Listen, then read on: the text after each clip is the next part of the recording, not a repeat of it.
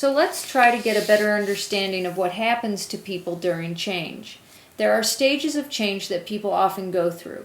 We may weave in and out of the stages or sometimes skip a stage, but the research shows that people generally experience the following. Next slide, please.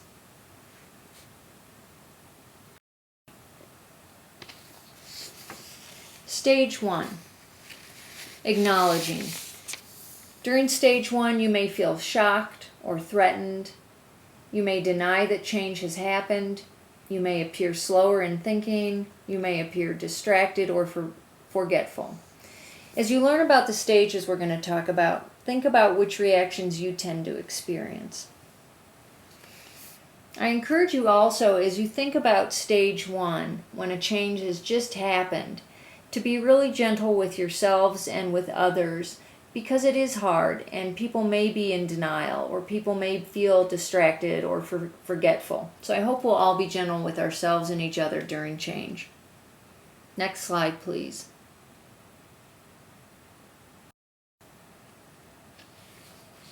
Stage 2, reacting. In this stage, we may experience and express various emotions and reactions. Anger, depression, withdrawal. We may try to bargain to get the old way back. We may believe that the old way will eventually return. And we may recycle back to stage 1 if our emotions are denied or ignored. You may experience this yourself or notice that your team members are going through this.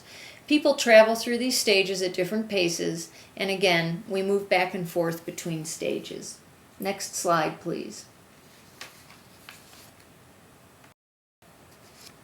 Stage 3, investigating. During this stage, finally, we start showing interest in new options and possibilities. We may explore the benefits of moving on. We may shift our attention from the past to the future, and we may show increasing excitement and enthusiasm for the future. Next stage, please. Next slide, please. Stage 4, implementing. During this stage, we may establish new routines, systems, and help others to do so. We may be more flexible and creative. We may start to view change as, this is the way we do things around here.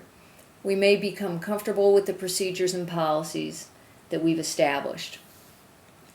Next slide, please.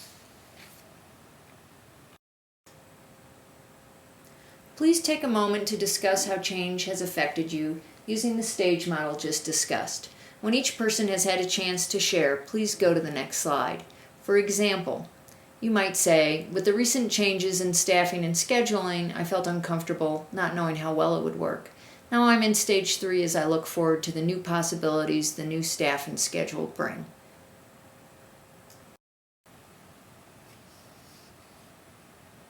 What is your change style? Now that we've talked about stages of change, let's look at different styles people may have related to change. The change style model uses this continuum to describe these differences. Think about where you fit on the continuum as we discuss the different styles. Next slide, please. On the left side of the continuum, we have conservers. They like things the way they are. Why fix it if it ain't broke, they might say. They add stability to organizations and do a great job at that. They prefer step-by-step changes, and they take care of the completion of projects. Next slide, please.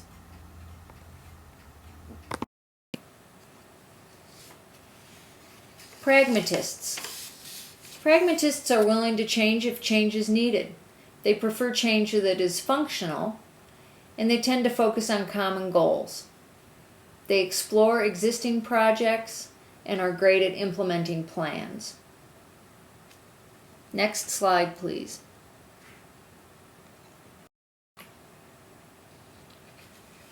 On the right end of the continuum, we have our originators. Originators are always looking for new and better ways to do things. They like to challenge existing structure.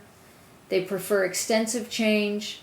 They're often unsatisfied with the status quo, and they help organizations move forward.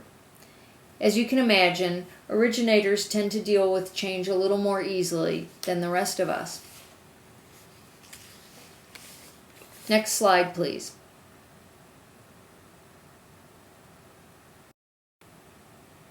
There's a benefit to having multiple styles of change in an organization. If the different perspectives are put together and the other person's opinion is respected, richer and better results will be achieved than by each approach separately. So that quote is by the creator of the Change Style Indicator. Hopefully in AECC we have people who span the continuum and bring different change styles to our team. Although this can sometimes bring challenges as we try to work together, this diversity will make us a stronger and better team. Next slide, please.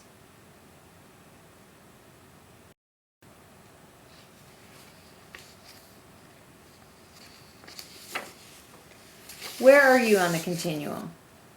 Please take a few minutes to discuss the following questions. No style is better than another. We're just different. Each style has different gifts and challenges. So where on the change style continuum do you fit? How does your place on the continuum make it easier or harder for you as AECC changes? When you're done discussing these questions, please go to the next slide.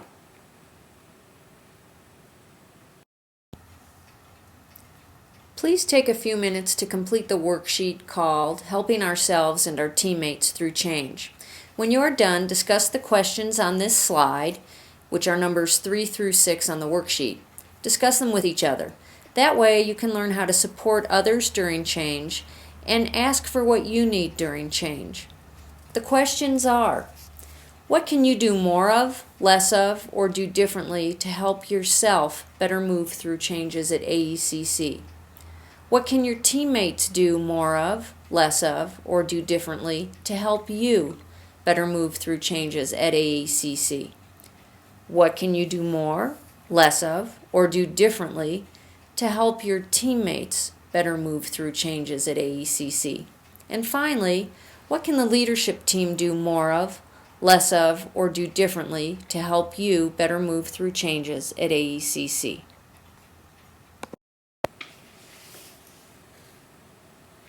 I hope you've had a chance to discuss those questions with each other so you can better support each other during change. Here are a few final thoughts about change.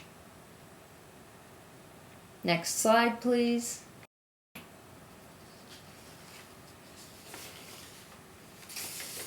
Next slide, please.